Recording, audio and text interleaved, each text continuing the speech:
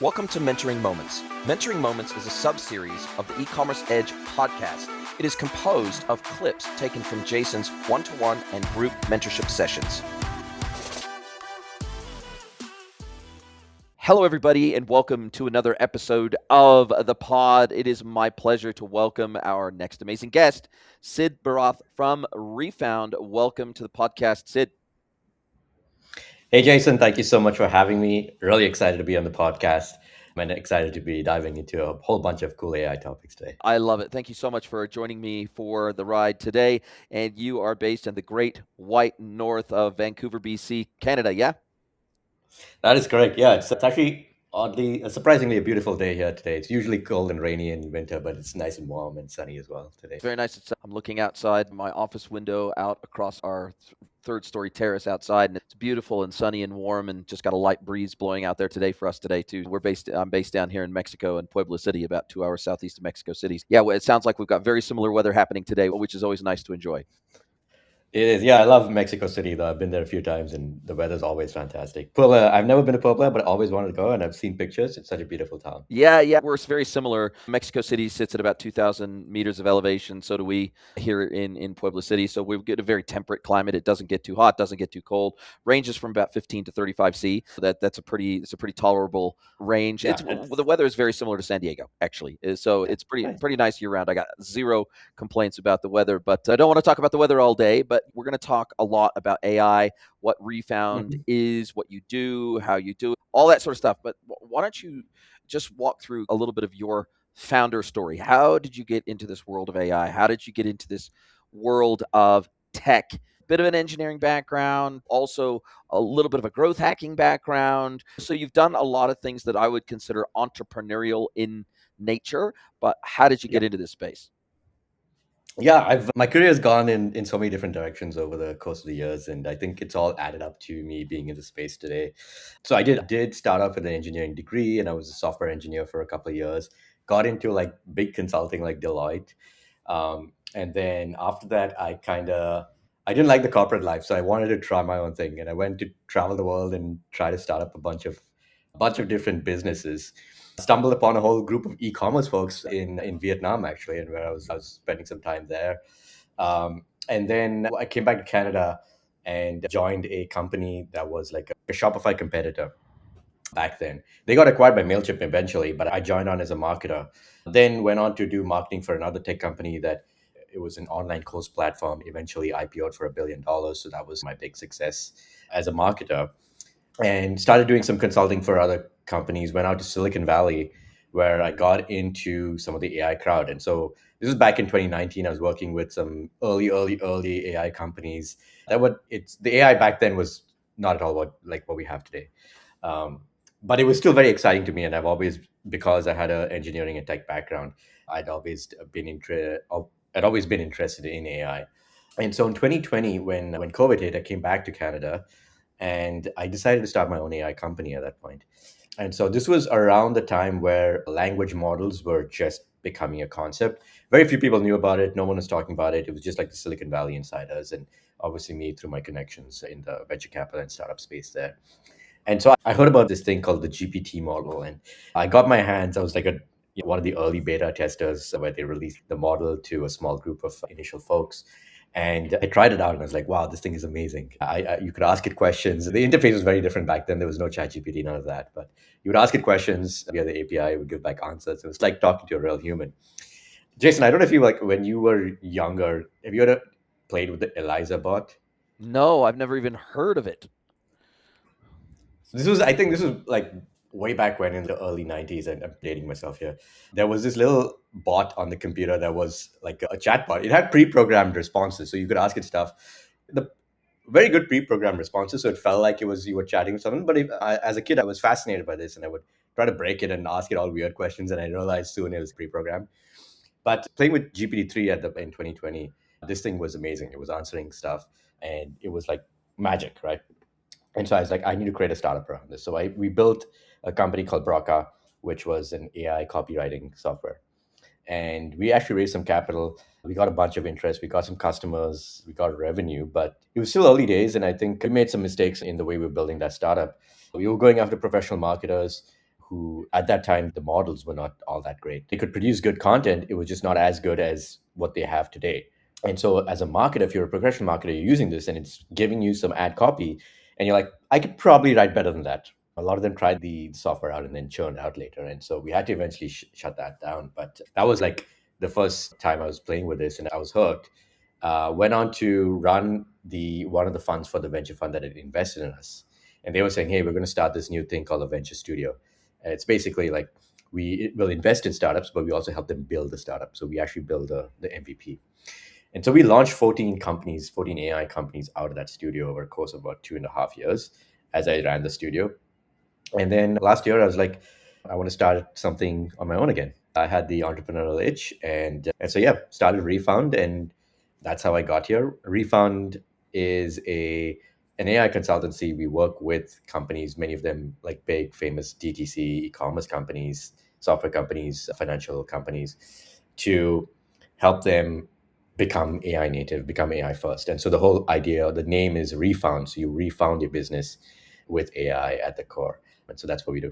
Wow, what a journey. It's awesome to hear from someone who's eating their own dog food, so to speak. They're learning from their mistakes, they're growing, they're doing new things, they're using AI themselves every day, plus they're trying to build foundational technology on top of some of these LLMs and trying to do new things.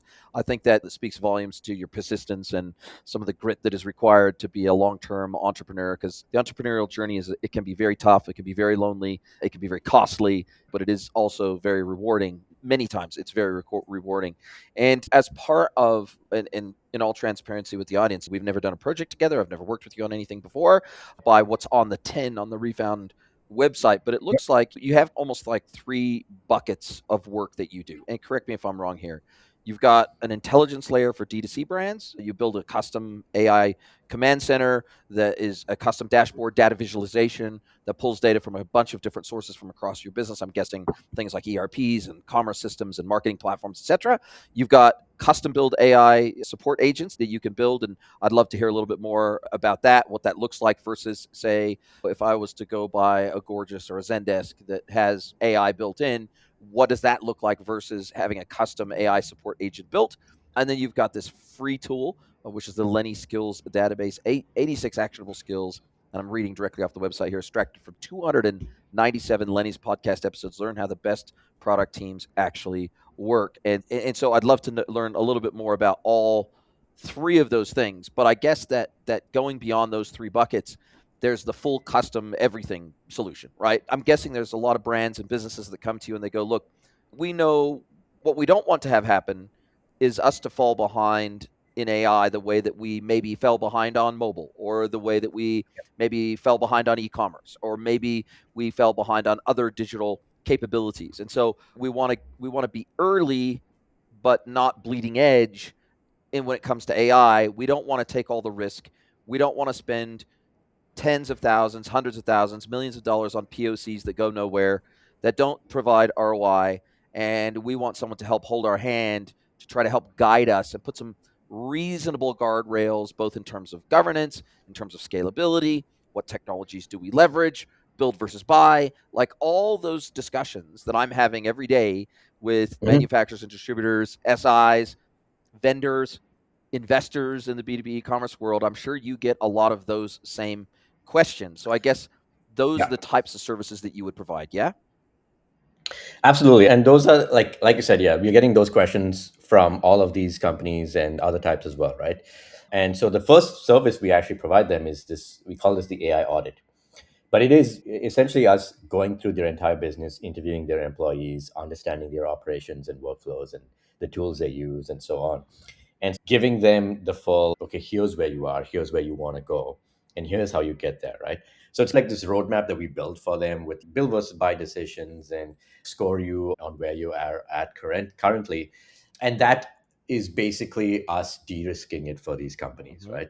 So now, okay, here's where you actually stand, here's what you need to do, and here's what you could, where you could be if you actually did all these things, Mm-hmm. right? Like the cost savings, the new revenue channels unlocking, all of that kind of stuff that we give you in this audit.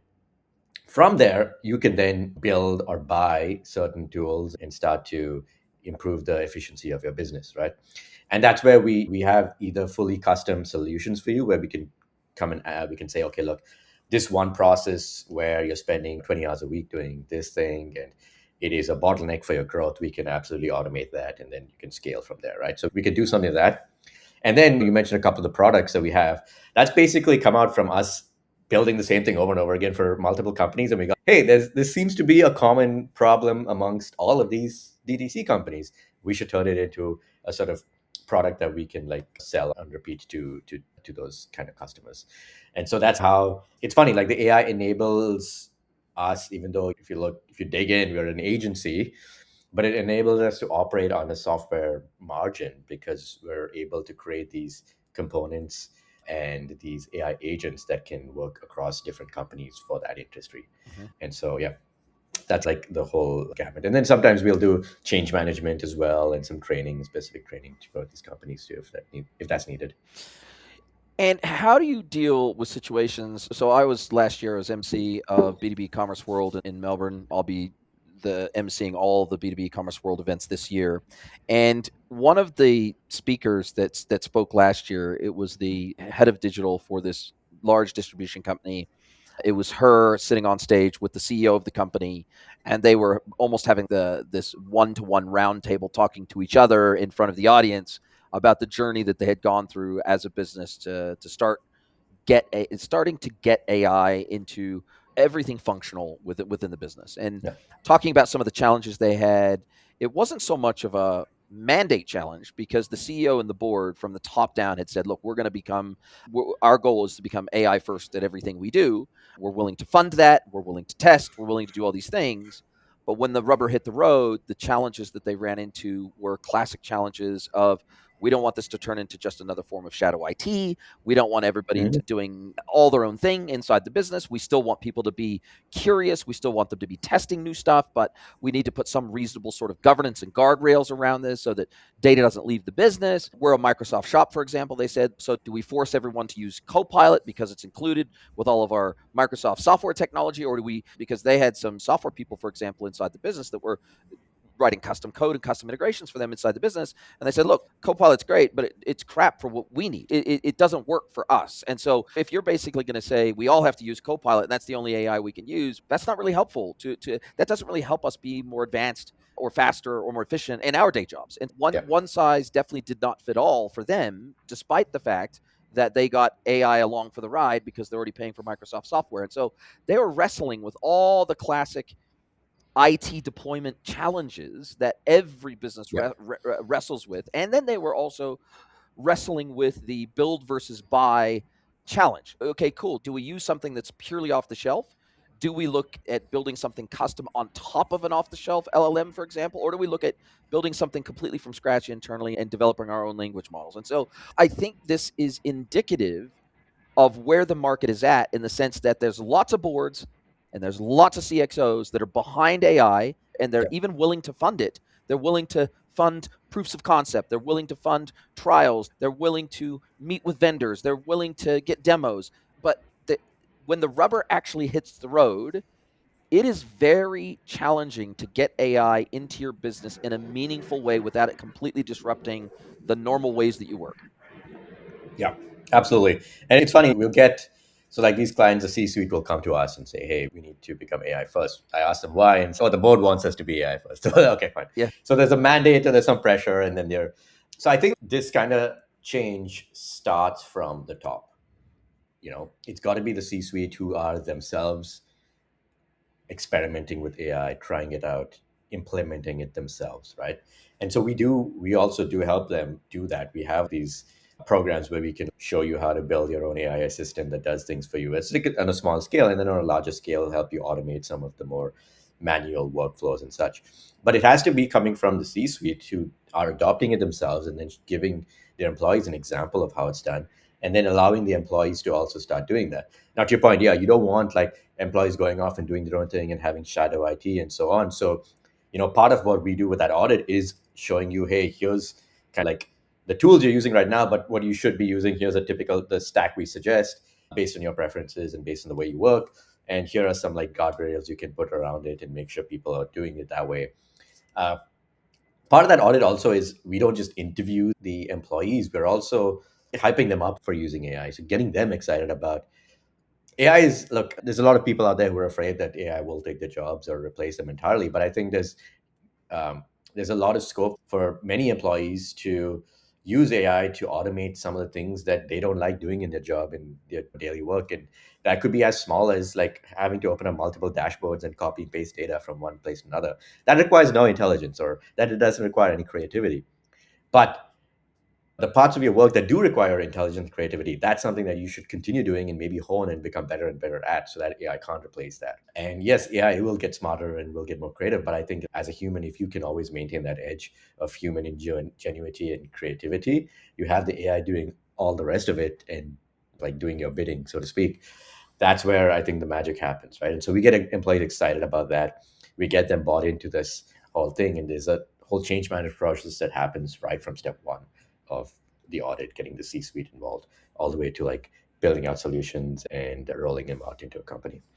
Yeah, look, I think you make a very good point because I feel like oftentimes half of my job as a consultant is to teach the art of the possible, right? It's to Yeah. help the businesses that I work with understand what is possible, people, process, tech, data, like all those working together. What is possible as of 2026 and beyond? What is possible to help accelerate your business, to help differentiate your business, help to make it be a more enjoyable business to run, a more profitable business to run, and help your Mhm. teams get more fulfillment out of their jobs every single day, wherever possible. And so I think Yeah. the art of the possible is really important here. And the thing that you specifically called out about the C suite needing to be at least playing with, experimenting, be at least be AI curious, man, I think that is so critical because when we think back to the most recent, very large scale disruption to e-commerce in particular, or the web in particular, was mobile. And it was crazy because I remember when mobile became mainstream. I remember when we had M-dot websites. I remember when responsive design wasn't yet a thing. And so we were crafting specific mobile experiences, and it was all pretty ugly and it was all pretty messy at the beginning. And it was Yeah. interesting because I was working agency side at the time, and we would get these board mandates. Oh, we need to become a mobile first business. We need to become a mobile first, have a mobile first e-commerce website. We need to be mobile ready. And then we would ask them, does everybody on your board have a smartphone? Does everybody on your board use a smartphone? Do they know how to use a smartphone? Do they browse the internet on their smartphone? Do they make online purchases through their smartphone? It's very difficult to deal with a mandate that is coming from a place of ignorance versus being Yeah. an informed mandate. And I think what you called out is so critical because if the board and the leadership of a business are not at least AI curious themselves, it makes it very difficult for them to have any idea of what's possible, any idea of where the business should start, any idea of what kind of boundary should be put into place. Like it's very difficult for a board to fund something from a place of ignorance that makes any sense to the. Yeah, absolutely. Yeah. To your point, like if they have no idea what it's capable of, then they just don't even know like what it can do, what the benefits are. And I've spoken to many business owners and C-suites and like small and big companies, and who haven't really taken the time to fully understand what it can or can't do. And they're often surprised by some of the capabilities that these models have today. And these models, like the things they can do today, are just like they're mind blowing, and it's getting better and better. Every 3 months, there's a new step improvement in what it can do in the coding ability, in generating images and video and text, and planning and connecting things and doing executing tasks and browsing web. It's crazy what it can do. So if you aren't aware of this as a business owner, C-suite board member, then you're not even going to know what to do or where to start, right? And I think even for me, and even for people like you who are, I'd like to say that I'm reasonably cutting edge with tech. I'd like to say I was an early adopter of most new technologies. I was one of the first people I ever knew to have a BlackBerry. Like I just going back as far as I can remember, I was always a very early adopter of technology, and it probably is because I came from it. My father was very technical. He was into computers from the time I was very young. So I guess I was exposed to technology from a very early age. And so it meant that I was never afraid of new technology. I always embraced it and played with it, tried to break it and figure it out and all that sort of stuff. And I do remember the early mobile days, and I do remember being absolutely blown away and wowed by mobile technology. And it was the same with AI, and it still is the same with AI. And I know that just over a year ago, I went cold turkey. I redirected all of my browser queries directly to ChatGPT. And I knew for myself, it was like, I know AI is a thing. I know it's going to become an even bigger thing. And I know that if I keep one foot in the standard Google search camp and one foot in the AI camp, I won't learn as much as I need to learn if I go cold turkey.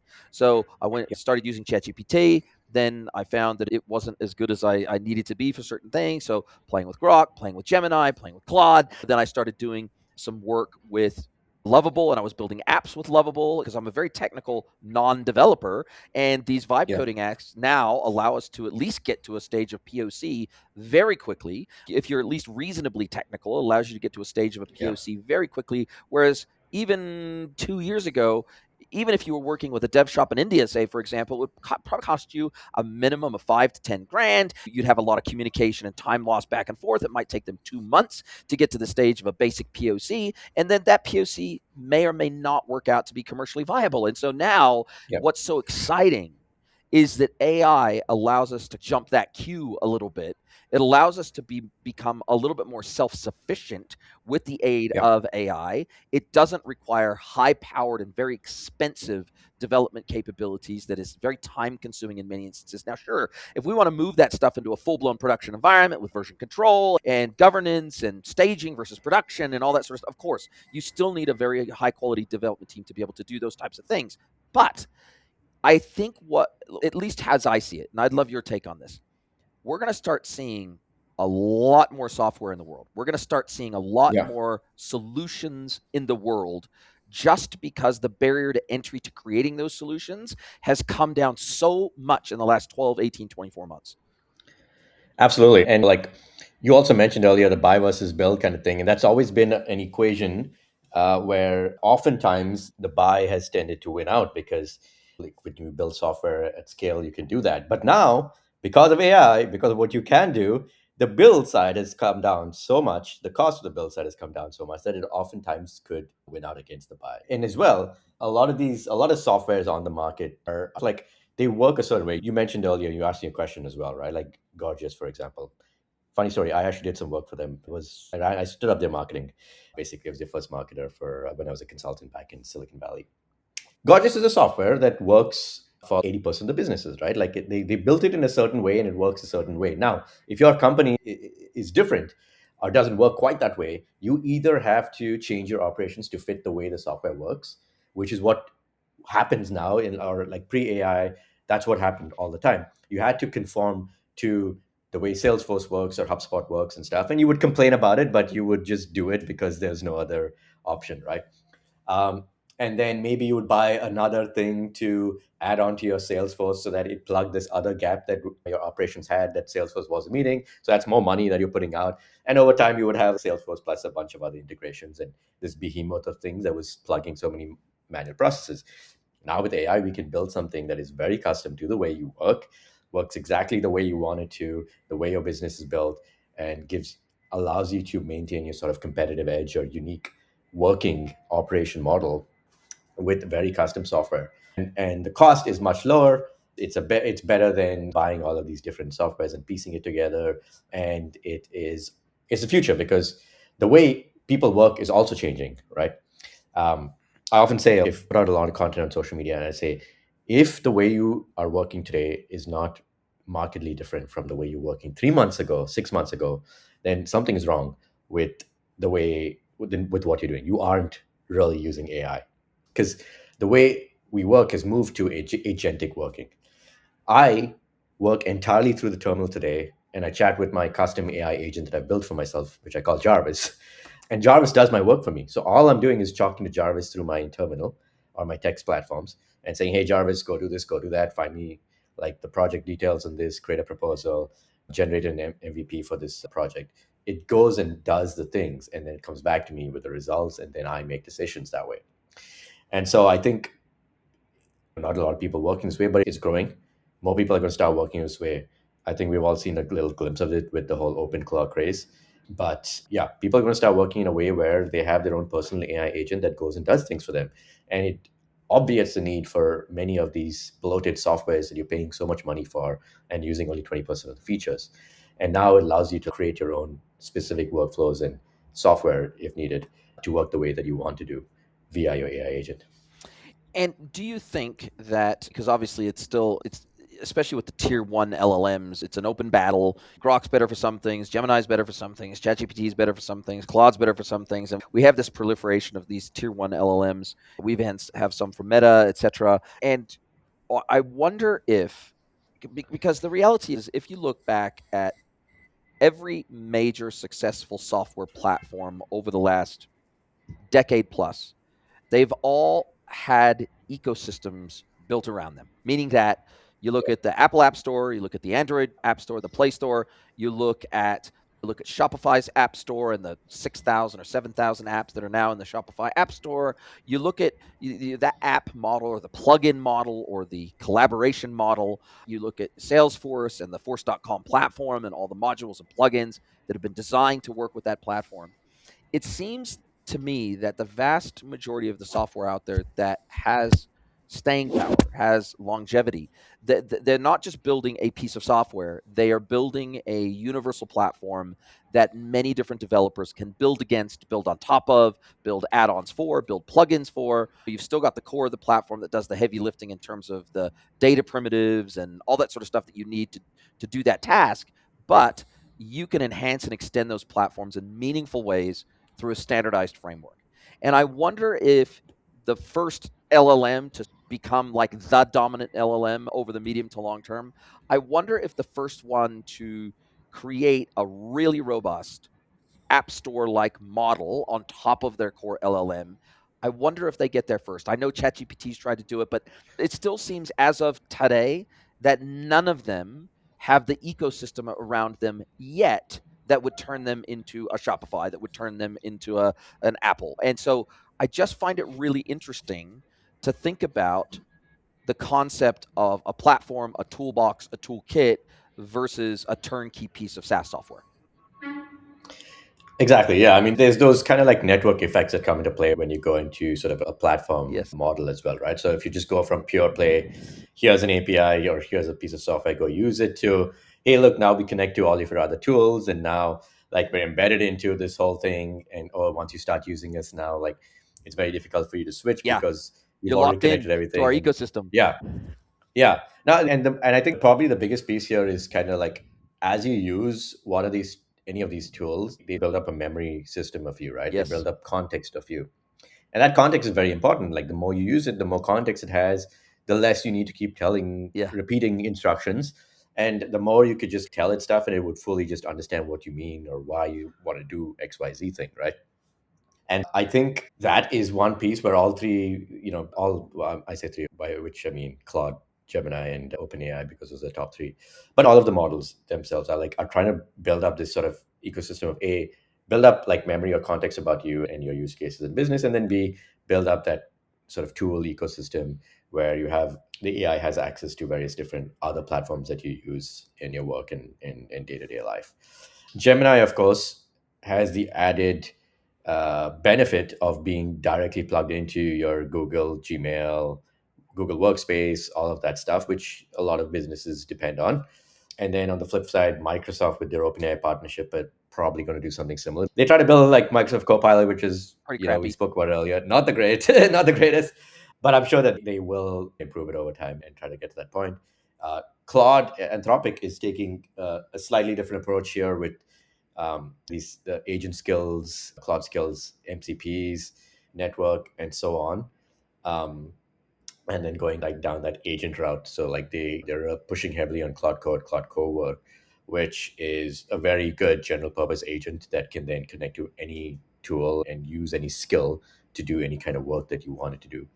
So there's like different approaches to this, but you're right. I think there's going to be, once you get into, say, for me personally, I'm using Cloud Code a lot because I've built up a lot of that context and built up all these tools, and it's not easy for me to just port myself over to something else Yeah. and start using the same. There would be some setup work for me to do. Not a lot of setup work, to be honest. It gets easier and easier by the day, but still, I'd rather just continue using Cloud Code, and the models are best in class for coding.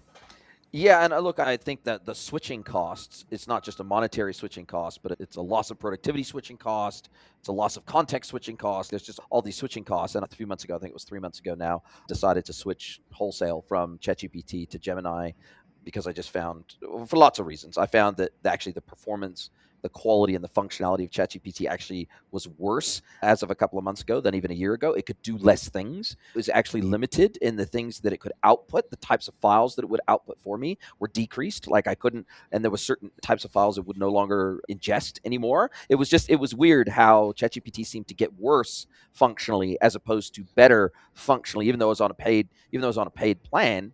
And then I jumped over to Mhm. Gemini, and also I found that Gemini was woke when it first started out, and it felt like ChatGPT was getting more woke over time, whereas Gemini was getting less woke over time. So I was actually getting better, more accurate responses out of Gemini over time versus ChatGPT. So it was interesting, but it took a little bit of time. I would say it took maybe about a week of working exclusively in Gemini and redirecting all my queries to Gemini instead of ChatGPT. It took probably a week before Gemini had really enough context about the way I ask questions, the type of answers I expect, and putting in my default prompt requirements. Like it just took a little bit of time to get that refined as it was in ChatGPT.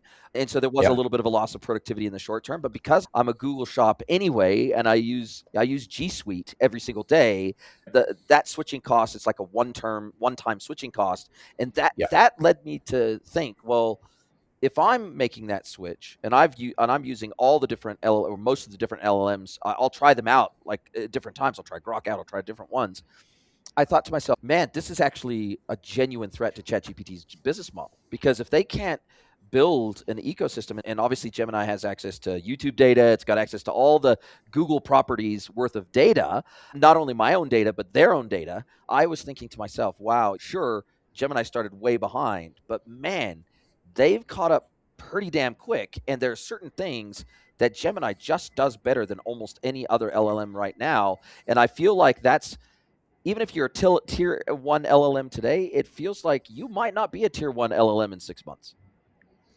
Yeah. Like I think Gemini is like the big beast in the space that no one's really like talking about or admitting, but like the leaps and bounds they have made. And there was like last year when they released, I think was it Gemini 3, Gemini 2.5 actually was really good at coding. It was amazing. And then 3 came out and that was even better at coding. So the Gemini models are absolutely amazing, and they're multimodal, so they can do images and videos and stuff.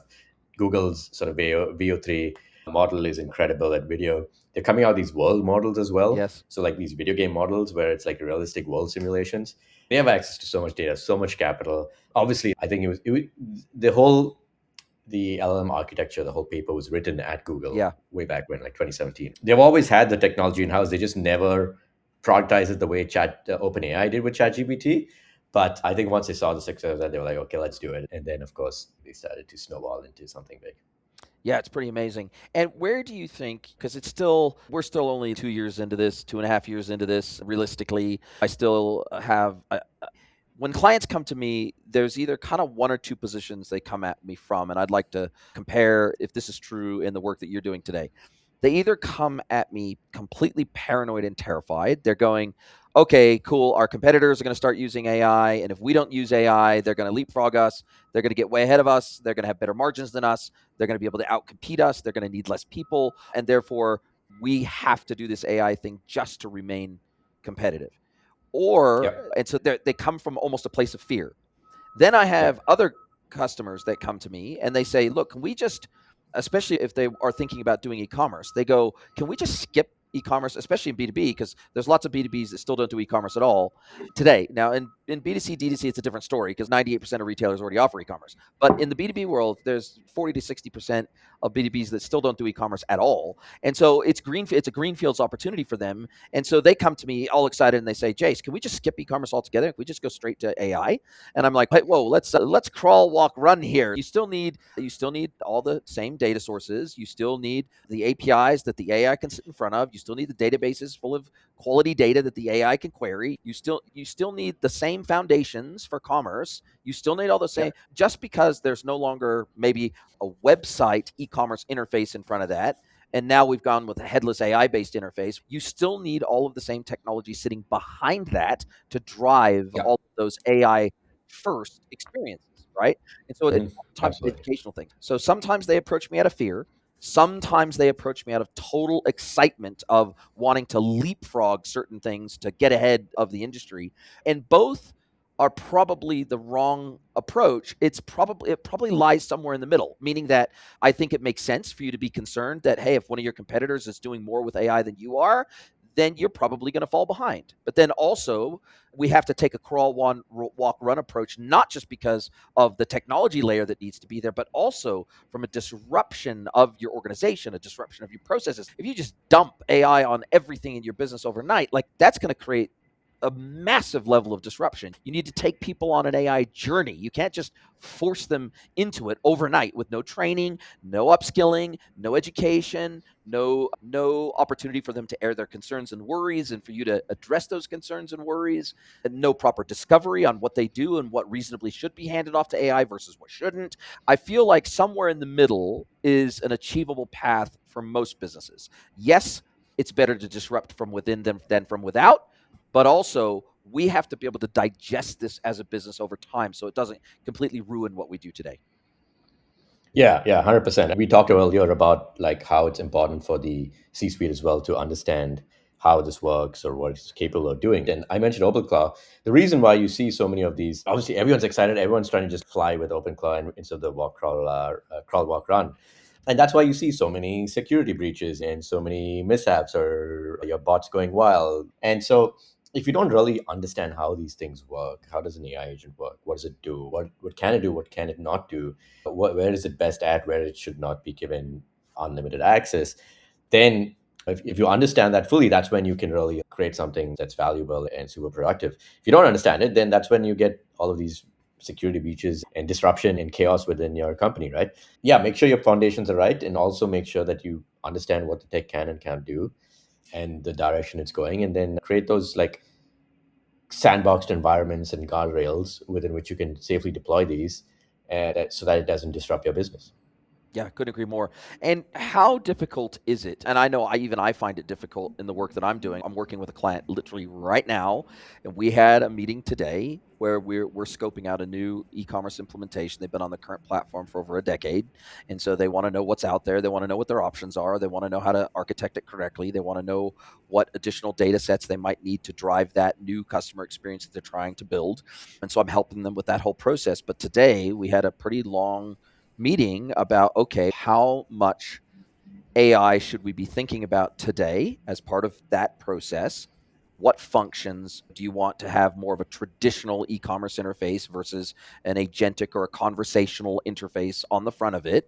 Do you have the data ready to go to service a more of a conversational interface, which is what people are getting used to? We don't want to deploy a new technology that is going to effectively paint you into a corner to where over the next 1 to 2 years, it's now going to be hard to deploy agentic commerce and MCP servers and ACP and UCP, ONX, Order Network Exchange. These new standards are hitting our industry every day, it feels Mhm. like, around agentic commerce. And so you need to be on a platform that has a view of the world, but also is not so inflexible that as these new standards become normalized across the industry, that you can't take advantage of them. And so we were trying to say, okay, cool, we need to provide at least the same level of service that we do right now on the new platform, but we also need to make sure that it's flexible enough that over the next 1 to 3 years, we can start bringing in some of these agentic experiences into the customer journey flow without it destroying our business. And so we're trying to architect in as open and flexible way as possible, making sure that everything is API first so that we can put an MCP server in front of that if needed, etc. So these conversations are literally happening at board level, at senior leadership level every single day. When they ask me, for example, they'll ask me a question, Jason, what do you think this is going to look like in 12 to 24 months? And I can give them some, based on pattern recognition of major changes I've seen happen in our industry over the last 26 years, I can give them some idea. But I think anybody that tries to tell you with certainty how this is going to shape up in 12, 24, 36 months, they're either delusional or they're lying. And so I had to explain to them, look, this is where the status quo is today. it's moving very fast. And so I can't tell you with certainty what this is going to look like. Here's what it might and maybe even probably will look like. And so my goal is to engineer the solution to give you as much forward looking flexibility as possible while also meeting the needs of today for you and your customers. And I think that level of pragmatism is super important when people are getting high on their own supply around the whole AI buzz, right? Oh yeah, I mean, I think even though like we're always talking about AI to all of these business owners, we're still in a bit of a bubble when it comes to this. You mentioned agentic commerce and how people will be using agents to buy stuff. I still think that we're like the majority of people still want to go through your regular e-commerce day. Yeah. That's where it is today. That's where it probably will be in like 3 months, maybe even 6 months. A year beyond that, I don't know. Yeah. It's moving in the direction of agentic commerce, yes. But as of today, you still need to be supporting the people who have no idea what all of this is and just are continuing to operate the way they have for the last decade or so, right? Yeah. Yeah, I think that approach is the right approach. This is the approach that we take as well, right? We want to make sure that you can support your customers and operate the way you do today, but better. And then you're also flexible enough that you can start to operate in a agentic future where maybe agents are the one making the purchasing decisions, right? And it's and so on. Now again, there's counter arguments that okay, like people love browsing, people love the shopping experience. That's still going to always be there, and I think so too. So you're going to have to like support both, but you absolutely don't want to be just say I'm only going to stick to e-commerce and never think about this other stuff because you're closing out a channel, Yes. potentially a big channel for you for yourself in the future. Yeah, I couldn't agree more. What's next for you and your business and your company? If we were to look out over the next 6, 12, 18 months, is there any kind of services you don't provide yet? Or is there anything that you see on the horizon that's super exciting for you that you think, hey, we don't do this today, but we will in the future? Or is there anything coming down the AI pipeline that has you particularly excited? Or is there any services, any maybe categories or verticals or areas you don't yet operate in that you think there's some massive opportunity for disruption and change that you can take advantage of? What is important to you as an entrepreneur and a business leader in this space over the next 6 to 18 months? Yeah, I think there's a couple of things. One is this agentic way of working where everyone has their own personal AI agent that is executing work for them. Or in a business context, it's maybe an agent that sits within your business context and multiple people have access to that agent that does work. And I think that's going to grow. And we want to be able to create the primitives and the basic components to enable that. And so that's something that we are working on. I mean, we do this internally. We have our own internal AI agents that run the business for us. We make the decisions. We are like there as strategic, setting the vision and all. The agents are our employees. And I think that's how a business is going to be run in the future. And so we're creating these sort of like agents that can be ported over to any business and can run within that business, right? So that's one thing that I'm excited about us starting to do more of. Um, and then the second thing I think is there's the agentic way of working. We're calling it's like this kind of AI operating system, so to speak, of operating a business with these AI models, which can then, once it gets to a certain scale, I think there's a lot of small business owners out there that have not fully taken advantage of AI. I think a lot of them are just like, oh yeah, we use ChatGPT, that's it. And so I think the big white space there is if we can deploy these AI agents and AI operating systems for small businesses into some of these companies where it's just like it goes, you can just go and deploy the system, some customization based on the company, and then boom, you have these small business owners who are now able to operate their small businesses at much better scale and much better margins.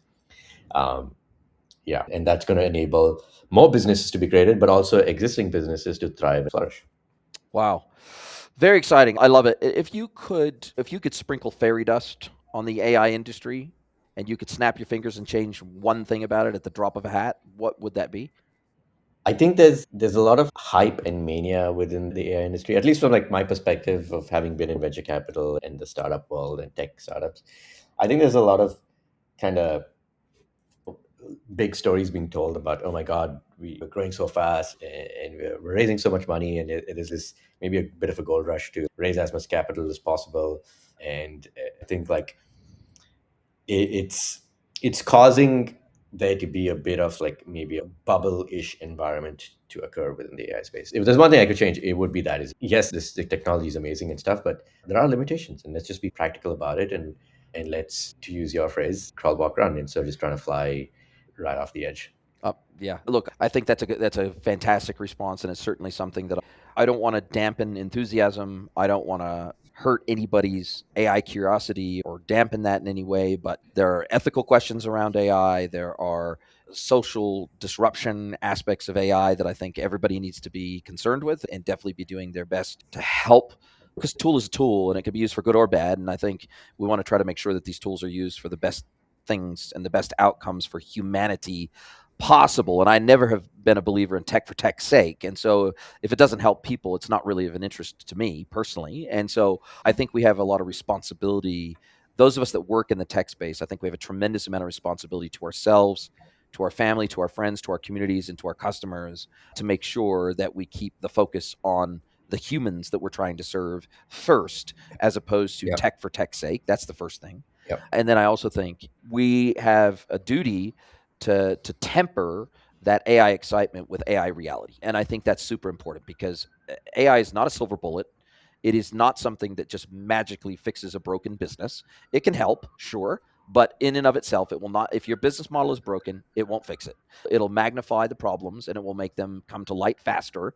But if your business model is broken, it's probably not going to be fixed by an AI solution. So I couldn't agree with you more. And I think we have a duty to try to make sure that AI develops in a really responsible, positive way for society. And so I'm really looking forward to playing my role in that. And I know you are too. If people want to reach out and they want to get a hold of you, I'll drop a link to your LinkedIn profile in the show notes as well as your website in the show notes. But other than that, if people do want to get a hold of you and they don't want to chat all things AI or about some of the things we talked about today, what's the best way to get a hold of you? Yeah, Sid at refoundai.com is my email. And then, yeah, the website, refoundai.com, my LinkedIn. Those are probably the best ways. I love it. I love it. Now, as we do come down to the end of our time together, this is where I get to flip the script. I get to hand the microphone over to you. I get to let you ask me one question, any question you like. It could be personal or professional. Mr. Sid BHARATH from Refound. What is your question for me today? All right, Jason. My question to you is, when you're not using AI, what do you do? What do you do outside when you're out and about? What do you Yeah. love doing? Look, travel is a massive thing for me and my wife. We just got back from an eight country trip. We did another eight country European trip last year. So we have a lot more travel on the cards this year. I go to a lot of conferences and I speak a lot of conferences every year. And we love to travel. We love to experience new cultures and foods and just everything. We love that. I have a dirt bike, which I love to get out on. I have a four-wheel drive Wrangler, which we love to get out into the hills and drive. I love learning new languages. I'm still trying to get better at Spanish now that seeing as how I live in Mexico now. I love walking my dogs. We have hundreds of miles of hills behind our house, and I love to get the dogs out there running in the hillside. It's just fantastic. And so, yeah, I love exercising. Yeah, I love getting out in nature and away from my screen as often as possible. And luckily, because I have two very active dogs, two rescue dogs. One is a Jack Russell mix and one is a Border Collie mix. They're both very energetic. So they both force me to walk them at least 3 times a day. Otherwise, they're climbing the walls. So it's actually a very good thing. It forces me to get away from my desk every day, a few times a day. Yeah, those are the types of things that I'm involved in.